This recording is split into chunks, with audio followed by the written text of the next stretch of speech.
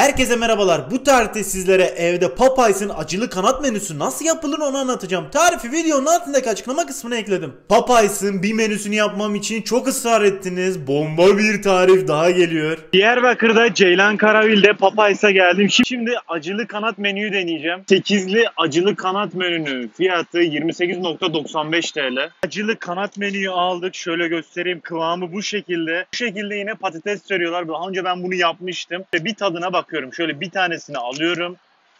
Sosuna batırıyorum.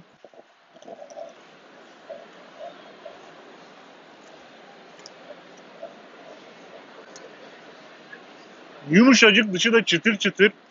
Bu yumuşaklığı bence sütle sağlamışlar. Ben öyle düşünüyorum. Ve patatesten de alıyorum. Kajun baharatı buna çok lezzet katıyor. Çok lezzetli yapıyor patatesi. Ve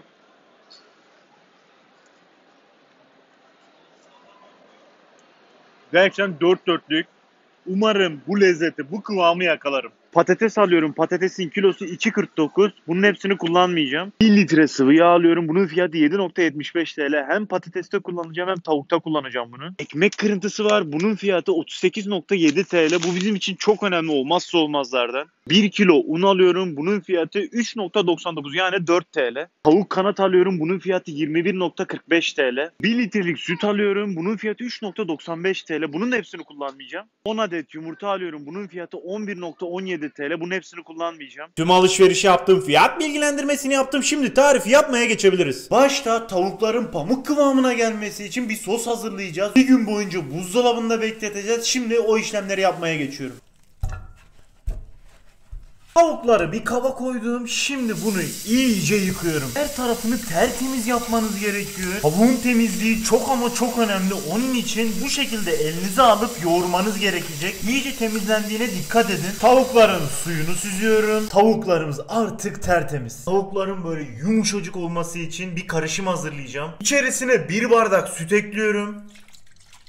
Tavuklar tamamen süte boğulması lazım. Tuzunu ekliyorum. Tuzdan da 1,5 tatlı kaşığı kadar olarak değerlendirebilirsiniz. 1 tatlı kaşığı kadar da şeker ekliyorum. Ve bunu iyice bu şekilde karıştırıyorum. Tuz ve şekerin iyice erimesi gerekiyor. Tüm malzemenin içine girmesi gerekiyor. Her tarafa homojen bir şekilde dağılması gerekiyor. Onun için bu şekilde 2 dakika boyunca durmadan bu şekilde yoğuruyorum. Tavuğumuz dinlenmeye hazır. Şimdi bunun üzerine streçle kapatacağım ve bir gün boyunca bu şekilde bekleteceğim.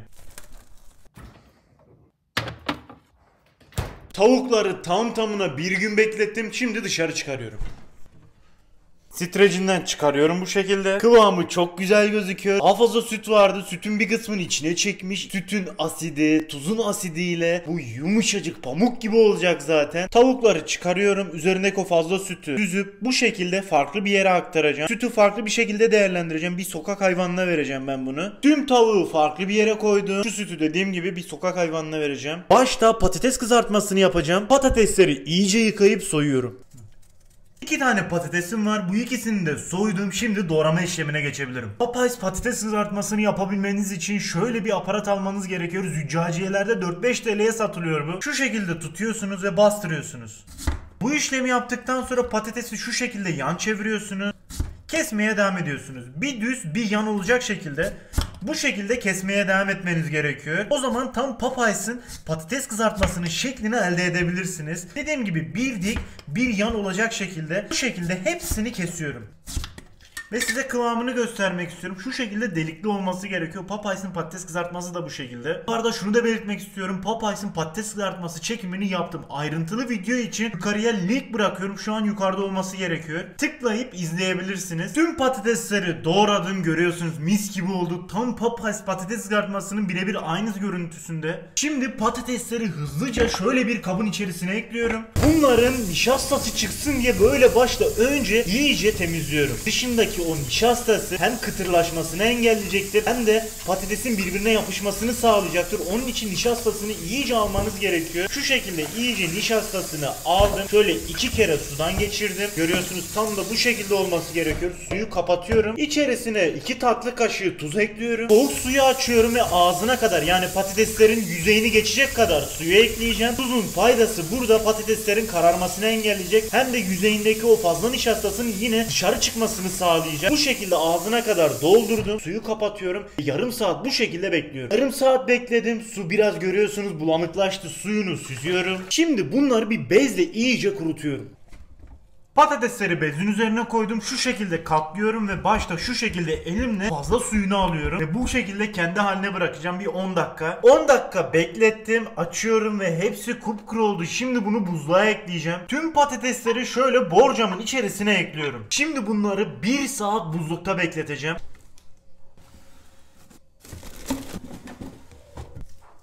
Patatesler 1 saat buzlukta bekledi. Şimdi dışarı çıkarıyorum.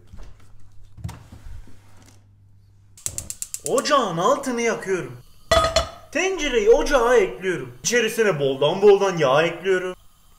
Yağın iyice kızması gerekiyor. İyice kızdıktan sonra patatesleri atacağım. Yağımız da iyice kızdı. Şimdi patatesleri ekleyebilirim.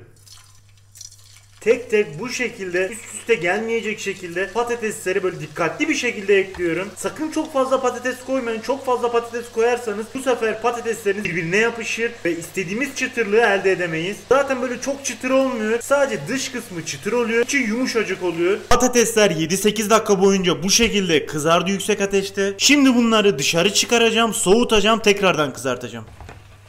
Başta şu şekilde yağını süzüyorum. Şöyle peçetenin üzerine koyuyorum. Patatesleri çıkardım. Gördüğünüz gibi mis gibi gözüküyorlar. Yağın altını da kapatmadım. En kısa aldım. Patatesleri oda sıcaklığına getireceğiz. Daha sonra tekrardan kızartacağız. Patatesler oda sıcaklığına geldi. Şimdi tekrardan kızartıyorum. Böyle tek tek tekrardan patatesleri koyuyorum içerisine. Dediğim gibi yağın kızgın olması gerekiyor. Altını kapatmadım. İkinci kızartma işlemi de başladı. Şimdi bunları dışı çıtır olana kadar bu şekilde tekrardan kızartıyorum.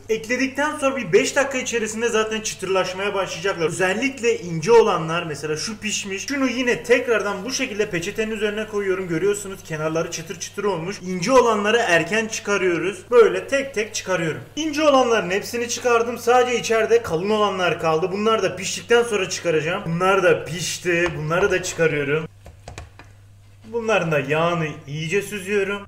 Böyle peçetenin üzerine koyuyorum. Patateslerin yağını çektirdim. Kabın içerisine ekliyorum. Bunu metrodan almıştım ben. Kajun baharatı internetten de alabilirsiniz. Hiçbir sıkıntı olmaz. Popeyes'in eğer patates kızartmasını yiyorsanız kajun baharatsız kesinlikle ama kesinlikle olmaz. Asıl lezzeti katan Popeyes'in patates kızartmasını patates kızartması yapan kajun baharatı. Şimdi üzerine kajun baharatından ekliyorum. Bu da size kalmış. Az veya çok koyabilirsiniz. Ekler eklemez mis gibi koktu ve bunu iyice karıştırıyorum. Her tarafına eşit bir şekilde dağılsın istiyorum. Olay işte budur. Patates kızartmamız hazır. Dört dörtlük gözüküyor. Bence görüntü olarak çok benzedi. Şimdilik bunu kenara alıyorum. Şimdi de tavuk yapımına geçeceğim. Fırın tepsisinin üzerine yağlı kağıt koyuyorum. İçerisine tavuklarımı ekliyorum. Bu tarif 2 aşamalı bir tarif. Tavuğu 2 farklı şekilde pişireceğiz. Başta önden fırına pişireceğiz. Daha sonra tavukları iyice kızartacağız. Bu sayede tavuklarımız hem çıtır çıtır olacak hem de yumuşacık pamuk gibi olacak. Tam istediğimiz kıvamda olacak. Bu da bu tarifin en önemli püf noktalarından bir tanesi. Fırını altlı üstlü fanlı olacak şekilde 180 dereceye getirdim ve bunu 20 dakika bu şekilde pişiriyorum. Tam tamına 20 dakikadır tavuklarımız pişiyor. Şimdi dışarı çıkarıyorum. Of, tam istediğim gibi. İşte olay budur. Şu görüntüye bakar mısınız ya? Şimdi bunları ayrı bir tabağa alacağım ve oda sıcaklığına gelmesini bekleyeceğim. Şimdi tavukları şöyle alıyorum ve ayrı bir tabağa bu şekilde ekliyorum. Bu sayede tavuklarımız hemen soğumuş olacak. Hemen oda sıcaklığına gelecek. Tavuklarımı ayrı bir kaba koydum. Şimdi bunların oda sıcaklığına gelmesi için bekliyorum. Tavuklar oda sıcaklığına geldi. Şimdi bunları iyice bulayıp daha sonra kızartacağız. 3 tane yumurtam var. Bunları şu kasenin içerisine kırıyorum.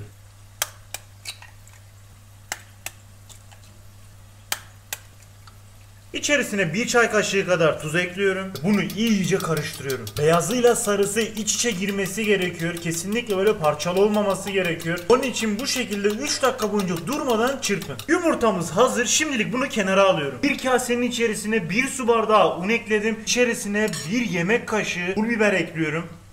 Tavukları acılı kanatlı yapacağımız için buna istediğiniz gibi acı koyabilirsiniz. Daha fazla da acı koyabilirsiniz. İsterseniz daha az acı koyun. Bu tamamen size kalmış. Bir yemek kaşığı da tuz ekliyorum. Tuz oranı da size kalmış. Çünkü tuz oranı kişiye göre değişebiliyor. Bunu iyice karıştırıyorum. Her tarafını homojen bir şekilde yayılması gerekiyor. Hem pul biberin hem de tuzun. Çünkü tavukları buna buladığımızda eşit bir şekilde tavuğa dağılması gerekiyor. Onun için çok iyi bir şekilde karışması gerekiyor bunu. Böyle 3-4 dakika boyunca bunu bu şekilde iyice her tarafına yedirin. İyice karıştırdım. Unumuz da hazır. Yumurtamız hazır. Ve en önemlisi ekmek kırıntısı. Bunu ben Metro'dan almıştım. Bu tarifin olmazsa olmazlarından ekmek kırıntısı. Eğer Popeyes'ın tavuk kızartmasını yapmak istiyorsanız bunu mutlaka kullanmanız gerekiyor.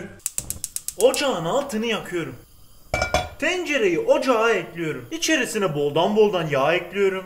Yağın iyice kızması gerekiyor. Biz de bu arada tavukları una, kıtır ekmeğe ve yumurtaya buluyoruz. Burada sıra çok önemli. Başta una batıracağım. Daha sonra yumurtaya, en son ekmek kırıntısına batırıp kenara alacağım. Şöyle tavuğumdan alıyorum. Başta una bir güzel batırıyorum bu şekilde. Fazla ununu silkeliyorum. Şimdi yumurtaya batırabilirim. Yumurtaya her tarafını batırdıktan sonra fazla yumurtasını da alın. Sakın üstünde fazla yumurta bırakmayın. En sonda ekmek kırıntısına batırıyorum. Yine her tarafına iyice yedirmeniz gerekecek. Tam da bu şekilde. İşte olay tam da budur. Bunu bu şekilde ayrı bir yere alıyorum ve tüm tavukları bu şekilde yapıyorum. Hepsini iyice buladım. Şuna bakın ya, çok güzel gözüküyor. Şimdi bunları artık kızartmaya geçebilirim. Tek tek bu şekilde ekliyorum. Tavuklarımı attım, orta ateşte bunları pişiriyorum. Bir 15 dakikada tavuk kanatlarımız pişti. Şimdi bunları dışarı çıkarıyorum. Şöyle bir tanesini göstereyim size kıvamınızı. Yağını iyice süzüyorum. Şöyle bir peçetenin üzerine ekliyorum. Hepsini bu şekilde çıkarıyorum. Şunlara bakın. Mis gibi çıtır çıtır olmuşlar. Ya şu görüntüye bakar mısınız ya? Gerçekten bu görüntüyü görünce insan huzurla doluyor. Gerçekten keyif alıyor. Şuna bakın ya. Patates kızartması tamam. Tavuklar da tamam. Şimdi sunuma geçiyorum. Olay işte budur. Yanında soslarım var. Kolamı da koydum. Ve Popeyes acılı kanat menüsü hazır. Şimdi en sevdiğim zamana geldi. Tadım yapacağım. Bakalım nasıl olmuş. Şöyle bir tane kanattan alıyorum. Şöyle hardala batırıyorum. Fena. Şöyle tadına bakıyorum. Çıtır çıtır. Yumuşacık olmuş. Şöyle devam ediyorum.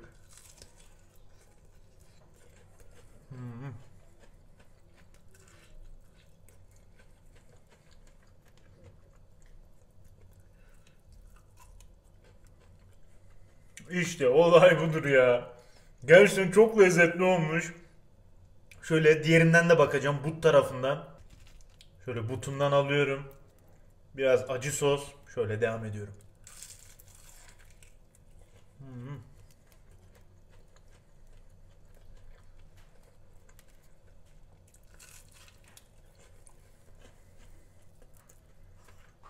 Şöyle bir tane patates kızartması. Çıtır çıtır. Kolamdan devam edeceğim.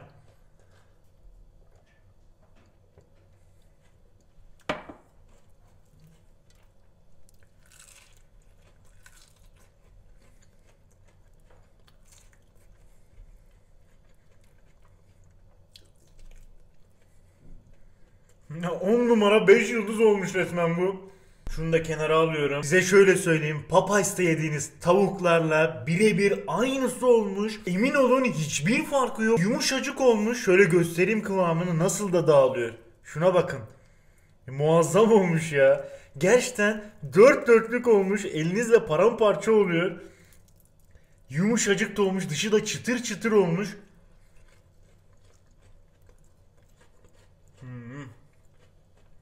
Bomba ya. Gerçekten ama gerçekten biz bu işi başarmışız. Herkese afiyet olsun. Videomuzu beğenip kanalımıza abone olmayı unutmayın. Bir sonraki videoda görüşmek üzere arkadaşlar. Hoşça kalın.